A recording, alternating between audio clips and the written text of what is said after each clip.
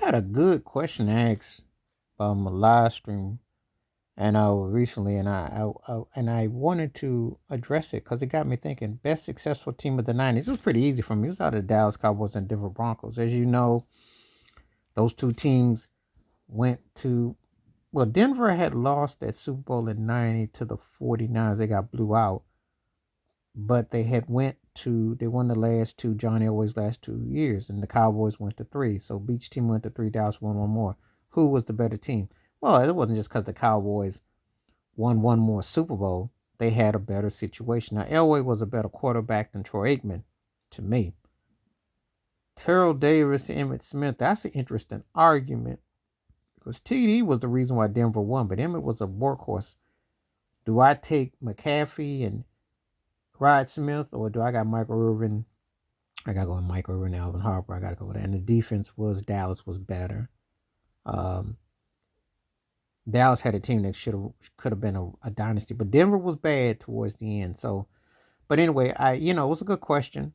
Who was the team of the '90s that won? I'm not talking about because I can make a case the Bills. They lost four straight Super Bowls. They weren't four Super Bowls. They were a pretty special team.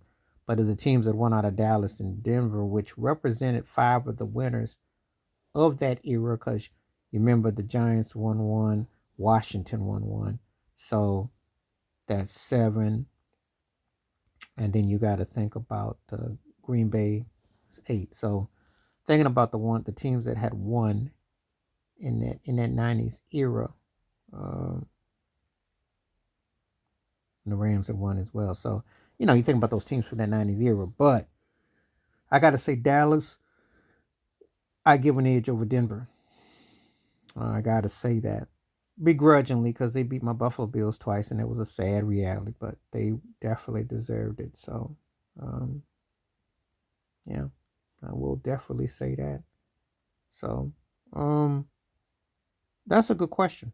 Sometimes you got to stop and think about it because they pretty almost evenly matched when you think about it. It's just the Deion Sanders factor. It's just that Dallas seemed like they had more all pros, great players.